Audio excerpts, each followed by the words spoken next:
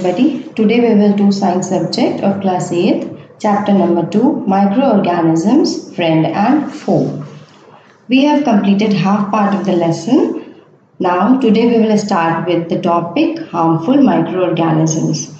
Students, you know microorganisms are harmful in many ways. काफ़ी तरीके होते हैं जिससे कि harmful होते हैं microorganisms.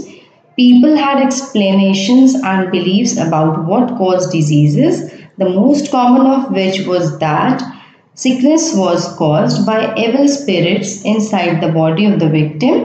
Malaria was thought to be due to inhalation of bad air. Chickenpox, smallpox, and cholera were inflicted as curse of some angry goddess. It was not until 1865 that science was able to prove that microbes, that is germs, were cause of these diseases. Okay. Here it means कि पहले कहा जाता था कि बुरी हवाएं जो होती हैं उनकी वजह से मलेरिया हो जाता है और chickenpox, smallpox, cholera जैसी बीमारियां कहा जाता था कि एंग्री गॉडेस की वजह से मतलब जैसे कहते हैं ना कि माता जी गुस्सा आ गई हैं और ये वो मतलब this types of spiritual beliefs, ये सारी चीज़ें कही जाती थी पहले chickenpox, smallpox, cholera के लिए. तो जब तक कि 1865 में माइक्रोब्स के लिए डिस्कवरी नहीं की गई और ये लुइस पास्चर ने फर्स्ट स्टेट किया the germ theory of disease. Germ theory of disease उन्होंने स्टेट किया, थ्योरी है ये जर्म्स के अकॉर्डिंग, जर्म्स के related. A number of microorganisms cause diseases in human beings, plants and animals. Such disease-causing microorganisms are called pathogens. अब आपको पता होगा कि जो माइक्रोऑर्गेनिजम्स होते हैं, अगर बहुत सारे कई डिजीजेस ऐसे होते हैं जिनको कि माइक्रोऑर्गेनिजम्स के थ्रू होते हैं, तो ऐसे डिजीज कॉजिंग माइक्रोऑर्गेनिजम्स को हम पैथोजेंस कहते हैं. Now let's read. Microorganisms are harmful in many ways. Some of the microorganisms cause diseases in human beings, plants and animals. Some disease-causing microorganisms are called pathogens. Some microorganisms spoiled food, clothing and leather. Let us study more about their harmful activities.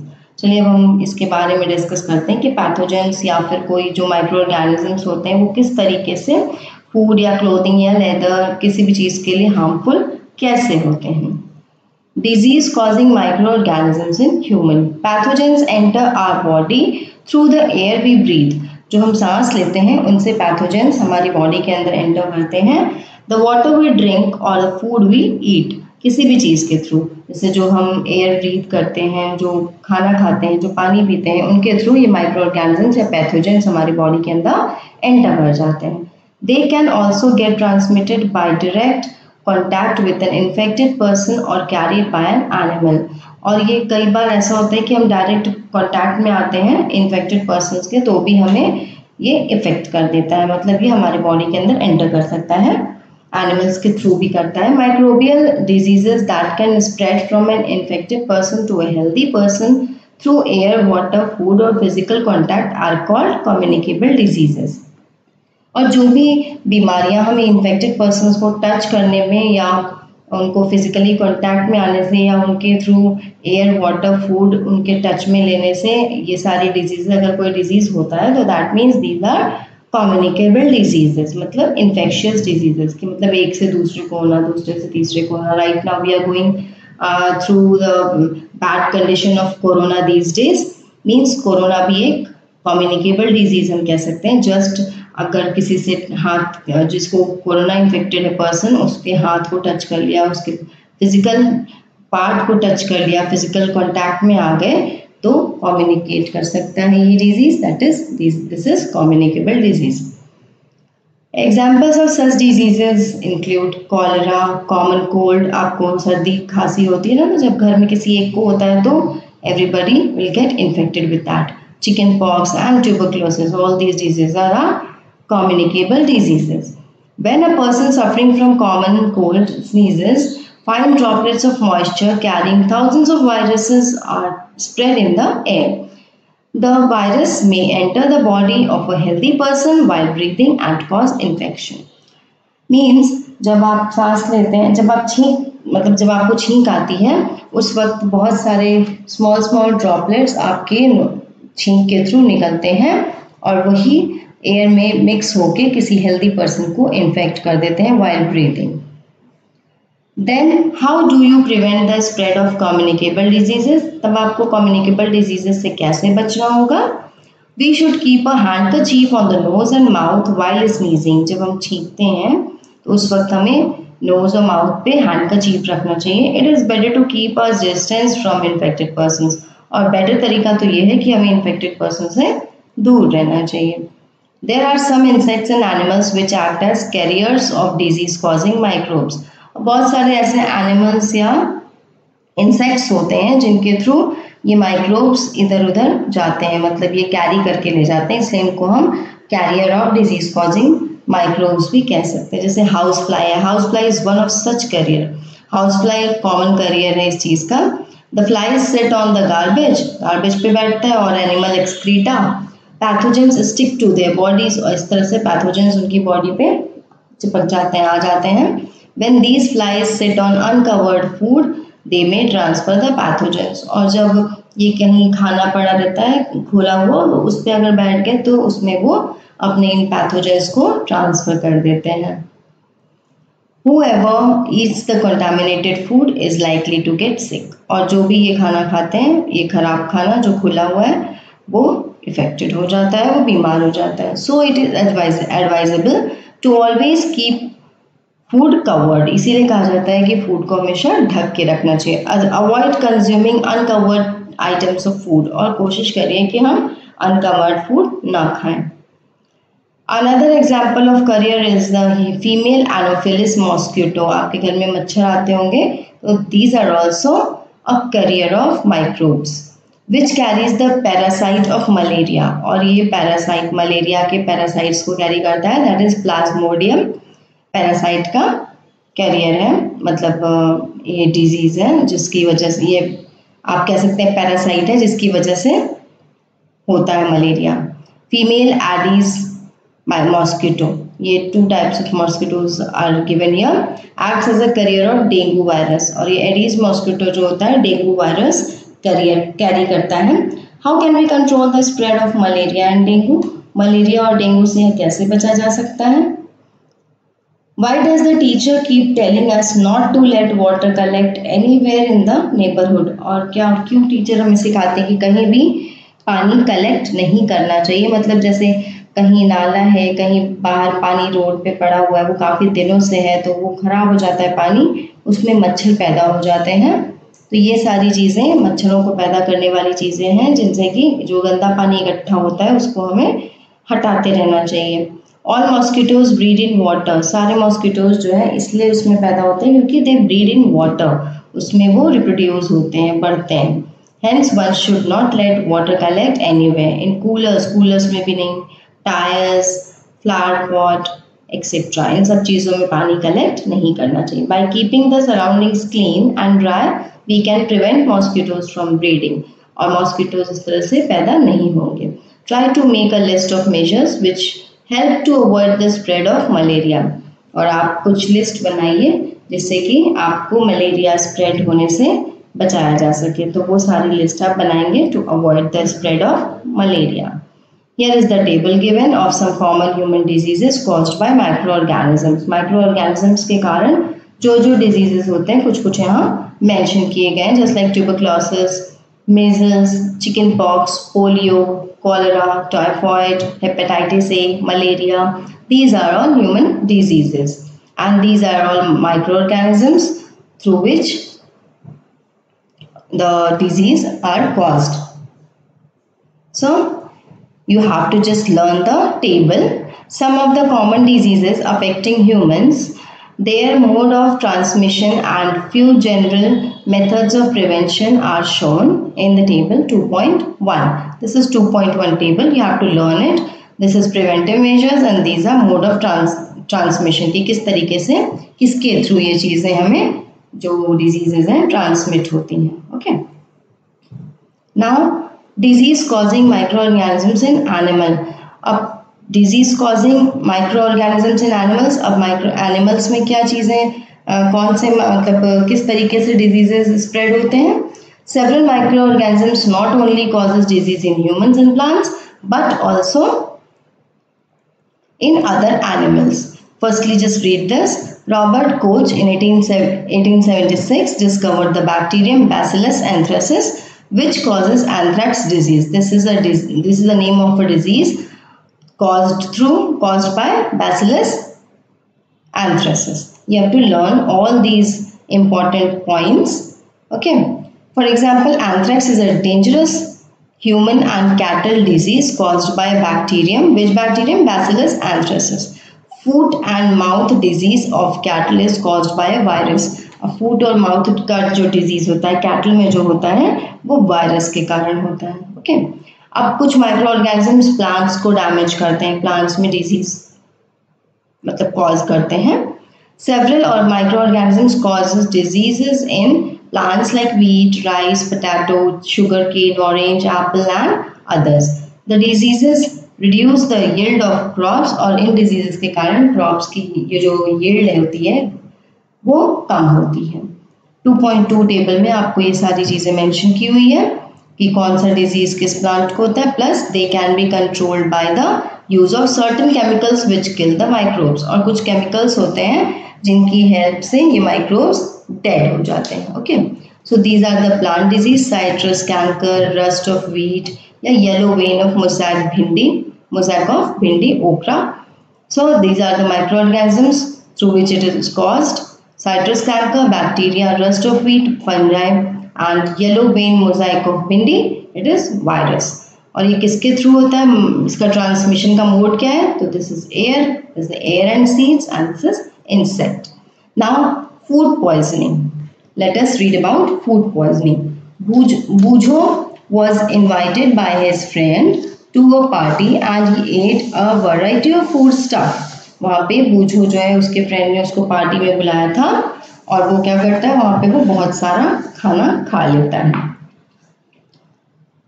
On reaching home, he started vomiting and he had to be taken to the hospital। और वो घर जाकर उसको उल्टियाँ होने लगती हैं and he has taken to the hospital। The doctor said that this condition could be due to food poisoning। Now पहेली wonders how food can become a poison। अब पहेली confused है कि food poison कैसे बन सकता है, food poison कैसे हो सकता है। So let's read about food poisoning। तो food poisoning is due to the consumption of food is spoiled by some microorganisms। If food is not preserved properly, it can lead to poisoning। Microorganisms like bacteria and fungi are responsible for food poisoning। Microorganisms, when grow on our food substances, produce toxic substances। These make the food poisonous, causing vomiting, serious illness and even death। कई बार ऐसा होता है। For food hygiene, it is essential to prevent food from get poisoning। Bacteria causing food poisoning are Salmonella and Clostridium। ये two types of bacteria are there through which food poisoning can occur। मतलब दो types के bacteria होते हैं जिनके कारण food poisoning होती है, एक है साल्मोनेला एंड दूसरा है क्लोस्ट्रीडियम। अब फंजाई जो होती हैं जो कि फूड पॉइजनिंग कॉज करती हैं तो ये मोल्ड्स हो सकते हैं जैसे एस्परजिलस या पेनिसिलियन। तो बैक्टीरिया में आपका साल्मोनेला और क्लोस्ट्रीडियम है और फंजाई में आपका एस्परजिलस या पेनिसिलियन है।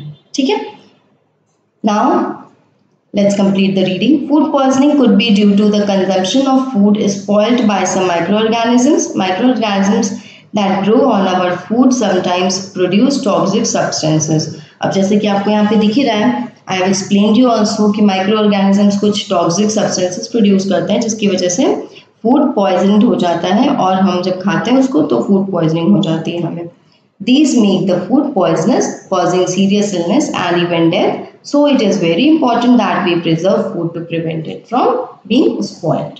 Now let's read about food preservation. In chapter 1, we have learned about the methods used to preserve and store food grains. किस तरीके से फूड ग्रेन्स को स्टोर किया जाता है, वहाँ गनी बैग्स के थ्रू स्टोर किया जाता है, नीम लीव्स डाल के स्टोर करते हैं. We have just read it in earlier chapter. How do we preserve cooked food at home. Cooked food, बने हुए फूड को कैसे हम प्रिजर्व कर सकते हैं. You know that bread left unused under moist conditions is attacked by fungus. Microorganisms spoil our food. Spoiled food emits bad smell and has a bad taste and changed color. Is spoiling of food a chemical reaction? जो food spoil होता है, क्या वो chemical reaction है, क्योंकि उसका taste change हो जाता है और उसका जो स्मेल है वो चेंज हो जाता है. ये माइक्रो ऑर्गेनिजम्स उसमें रहते हैं जिसकी वजह से उसमें सारे चेंजेस आ जाते हैं. केमिकल रिएक्शंस होते हैं क्या उसमें, तो पूछ रहे हैं. देन पहेली bought some mangoes but she could not eat them for a few days. Later she found that they were spoiled and rotten. और मैंगोज पूरे स्पॉइल हो जाते हैं. But she knows that the mango pickle her grandmother makes does not spoil for a long time. Mango pickle मतलब आम का अचार जो है बिल्कुल खराब नहीं होता. उसकी दादी माँ ने जब बनाया था तो उसने देखा था कि वो काफी टाइम तक रह जाता है. शी इज कंफ्यूज्ड, वो कंफ्यूज हो जाती है कि मतलब मैंगो तो खराब हो गया, मैंगो पिकल क्यों नहीं खराब होता. Let us study the common methods of preserving food in our homes. We have to save it from the attack of microorganisms. इस microorganisms से ही हमें अपने फूड को बचाना होता है. तो there are several methods for it. Now जैसे हम कह सकते हैं उसको हम प्रिजर्व कर सकते हैं बाय सॉल्टिंग एंड शुगर और सॉल्टिंग से भी उसको हम बचा सकते हैं खाने को. जैसे salts and edible oils are the common chemicals generally used to check the growth of microorganisms. Therefore they are called preservatives. इसलिए इसको हम preservatives भी कहते हैं. We add salt and acid preservatives to pickles to prevent the attack of microbes. Sodium benzoate and sodium metabisulfite are common preservatives. These are the preservatives names. These are also used in jams and squashes to check their spoilage.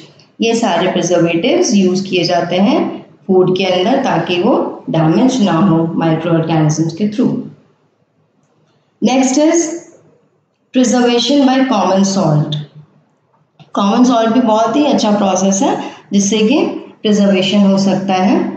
Common salt has been used to preserve meat and fish for ages. Meat and fish are covered with dry salt to check the growth of bacteria. Salting is also used to preserve amla, raw mangoes, tamarind, etc. Tamarind और mango ये सारी चीज़ें नमक के through बचाई जा सकती हैं, प्रिजर्व की जा सकती हैं. Now preservation by sugar. Jams, jellies and squashes are preserved by sugar. Sugar reduces the moisture content which inhibits the growth of bacteria which spoil food. Sugar यहाँ पे हेल्प करता है माइक्रो ऑर्गेनिजम्स की growth को कम करके और इसकी वजह से फूड को स्पॉइल होने से बचाता है. Preservation by oil and vinegar. Oil and vinegar भी बहुत अच्छे प्रिजर्वेटिव्स माने जाते हैं. तो oil and vinegar and species are also used as preservatives. These preservatives do not allow the growth of microorganisms and thus help in preserving the food items. Okay. Vegetables, fruits, fish and meat are often preserved by this method. Heat and cold treatments. Heat and cold treatments means here by heating it kills germs. Milk at home is prevented from spoilage of boiling. Spoilage by boiling. Okay. मतलब boil कर देते हैं दूध को तो वो damage होने से बच जाता है, मतलब खराब होने से बच जाता है. And by refrigerating and freezing. तो कूलिंग के अकॉर्डिंग तो देखा जाए तो वो सारे और माइक्रो ऑर्गेनिजम्स को ग्रोथ करने से, मल्टीप्लाई करने से रोकते हैं, लेकिन उसे मारते नहीं है, वो मरते नहीं है जर्म्स, बट मल्टीप्लाइंग होना या ग्रोइंग होना उसमें रुक जाता है. Refrigerator keeps food at about 5 degree centigrade. This keeps the food fresh for a few days. A freezer preserves food at below -18 degrees centigrade. This stops all microbial activity and food can be preserved for many months. Frozen food should be thoroughly cooked and should not be left in the open for too long. otherwise the microbes become active again. यहाँ पे fridge में चीज़ें मतलब जो germs होते हैं, microbes होते हैं, वो मरते नहीं हैं बट वो एक्ट करना बंद कर देते हैं, वो डीएक्टिवेट हो जाते हैं उतने टाइम के लिए. ओके, तो हीट एंड कोल्ड ट्रीटमेंट्स ये होते हैं. और let's read this. By doing so it prevents the growth of microbes, जो कि हमने पढ़ लिया है कि ये ग्रोथ रोक देता है, मारता नहीं है. मतलब फ्रीजर में कोई भी चीज़ रखिए तो उसमें माइक्रोब्स मरते नहीं हैं बट उसकी ग्रोथ रुक जाती है. तो this process was discovered by Louis Pasteur. It is called pasteurisation, और इस प्रोसेस को कहते हैं पास्चराइजेशन. मिल्क को हीट किया जाता है 70 डिग्री सेंटीग्रेड पे 15 to 30 seconds and then suddenly chilled and stored. Chilled करके इसको स्टोर किया जाता है, मतलब फ्रिज में रखा जाता है कह सकते हैं, और फिर इसलिए इस प्रोसेस को हम पास्चराइजेशन कहते हैं. Storage and packing. These days, dry fruits and even vegetables are sold in sealed airtight packets to prevent the attack of microbes. Dry fruits या फिर vegetables होते हैं, कई vegetables होते हैं जिनको airtight packets में सेल किया जाता है ताकि उस पर microbes का अटैक ना हो सके. Now let's read about my nitrogen fixation. You have learnt about bacterium rhizobium in classes 6th and 7th. It is involved in the fixation of nitrogen in leguminous plants. Leguminous plants जैसे pea का हुआ, gram, beans, pulses, ये सारे rhizobium मतलब leguminous plants हैं. Recall that rhizobium lives in the root nodules of leguminous plants. और rhizobium रहता कहाँ है? Rhizobium bacteria ये root nodules में रहता है leguminous plants के, जैसे बीन्स और पीस वगैरह, जैसे मैंने अभी आपको बताया. With which it has a symbiotic relationship. What is symbiotic relationship? Symbiotic relationship means होता है कि जब टू ऑर्गेनिजम्स या टू स्पीशीज एक दूसरे पर इंटरडिपेंडेंट होते हैं तो उस और एक दूसरे पर रिलायबल होते हैं for their food. So this relationship is called symbiotic relationship. Okay. Sometimes nitrogen gets fixed through the action of lightning. कई बार lightning के थ्रू atmospheric nitrogen जो है soil में fix हो जाता है, mix हो जाता है, means nitrogen. But you know that the amount of nitrogen in the atmosphere remains constant. You may wonder how. Let us understand this in the next section. Means कह रहे हैं यहाँ पे कि नाइट्रोजन जो है उसका रेशियो हमेशा सिमिलर रहता है. नाइट्रोजन का जो अमाउंट है, कंटेंट है, वो हमेशा इक्वल रहता है एटमॉस्फेरिक नेचर में, मतलब एटमॉस्फेयर में, क्योंकि उसकी रिसाइकलिंग होती है. मतलब नाइट्रोजन फिक्सेशन होता है सॉइल में. आफ्टर दैट ये एज अ नाइट्रोजन गैस कुछ बैक्टीरिया के थ्रू वापस एटमॉस्फेयर में मिक्सअप हो जाता है. तो इस तरीके से नाइट्रोजन साइकिल की वजह से नाइट्रोजन गैस कभी भी एटमॉस्फेयर में कम नहीं होती, जबकि वो प्लांट्स रेगुलर उसको लेते रहते हैं मिट्टी के थ्रू, मतलब सॉइल के through. Right. So let's discuss about nitrogen cycle. Here is the diagram given. Atmospheric nitrogen है, डायरेक्टली लाइटनिंग के थ्रू ये नाइट्रोजन कंपाउंड्स जो कि सॉइल में मिक्स हो जाते हैं. और एक प्रोसेस होता है जब नाइट्रोजन फिक्सिंग होती है बैक्टीरिया के थ्रू. तो let's read about some points about it. Decay bacteria. These bacteria break down dead remains and animal wastes, releasing ammonium compounds into the soil. This process is called ammonification, और इस process को ammonification कहते हैं. ठीक है. Then nitrifying bacteria. अब nitrifying bacteria क्या कर रहे हैं? नाइट्रीफाइंग बैक्टीरिया जो है मिट्टी में अमोनिया को नाइट्रेट्स में चेंज करता है. किसमें? मिट्टी में अमोनिया को नाइट्रेट्स में चेंज करता है. फर्स्टली क्या होता है, जो बैक्टीरिया है नाइट्रोजन को वो चेंज करता है अमोनिया में. देन अमोनिया को कुछ बैक्टीरिया होते हैं वो नाइट्रेट्स में मिट्टी में चेंज करते हैं. ठीक है. मतलब अमोनिया नाइट्रेट्स में चेंज हो गया, क्योंकि ammonia is another chemical that contains nitrogen. Ammonia में नाइट्रोजन होता है. It is present in animal waste and dead remains. This process is called nitrification. क्योंकि वो नाइट्रेट्स में चेंज हो रहा है अमोनिया, इसलिए इस प्रोसेस को नाइट्रिफिकेशन कहते हैं. और कौन चेंज करता है इसको? Nitrifying bacteria. ठीक है. नाउ नाइट्रोजन फिक्सिंग बैक्टीरिया क्या होता है? these बैक्टीरिया, इन बैक्टीरिया का नाम हम पर्टिकुलर बता सकते हैं एजोटोबैक्टर। इन बैक्टीरिया का नाम होता है एजोटोबैक्टर, जो कि मिट्टी में पाया जाता है, जो कि नाइट्रोजन जो होता है उसको चेंज करते हैं डायरेक्टली नाइट्रेट्स में। तो जब वो नाइट्रेट्स में चेंज हो गए तो प्लांट्स इन नाइट्रेट्स को रूट्स के थ्रू ले लेता है, मतलब एक्वायर कर लेता है, मीन्स उसको यूज कर लेता है। नाइट्रोजन फिक्सिंग बैक्टीरिया जो होता है राइजोबियम, जिसके बारे में हमने पढ़ भी लिया है, वो लेग्यूमिनस प्लांट्स में होता है। So these bacteria make lumps on the roots called root nodules, और ये बैक्टीरिया क्या करते हैं? रूट नोड्यूल्स बनाते हैं, लम्प्स बनाते हैं रूट्स के बिल्कुल पॉइंट पर, इसीलिए उसको रूट नोड्यूल्स कहते हैं। They can change nitrogen into nitrates that the leguminous plants can use, और ये लेग्यूमिनस प्लांट्स फिर उसको यूज करते हैं। राइजोबियम का प्रोसेस हम जानते हैं क्या होता है, तो राइजोबियम भी एक बैक्टीरिया होता है जो कि अमोनिया को नाइट्रेट्स में चेंज करता है, और यही नाइट्रेट्स जो है प्लांट्स उसको यूज करते हैं। ओके, लाइटनिंग में क्या होता है? That high temperature of lightning discharge causes some of the nitrogen and oxygen in the air to combine and form oxides of nitrogen. These oxides in the rain are washed into the soil as acids, weak acids भी कह सकते हैं इसको, where they form nitrates, और उस जगह वो nitrates form कर लेते हैं। जो नाइट्रोजन ऑक्साइड्स मिक्स होते हैं वो सॉइल में, वो नाइट्रेट्स में चेंज हो जाते हैं।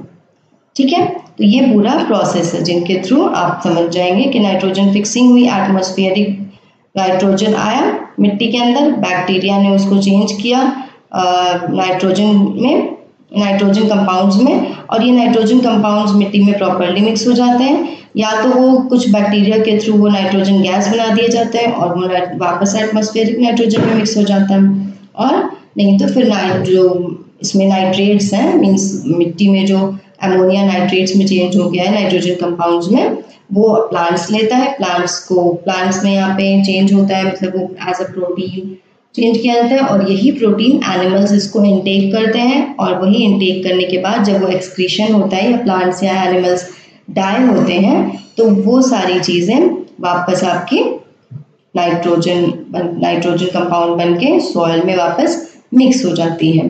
ठीक है, और ये चीज़ चेंज कौन करता है? बैक्टीरिया और फंजाई।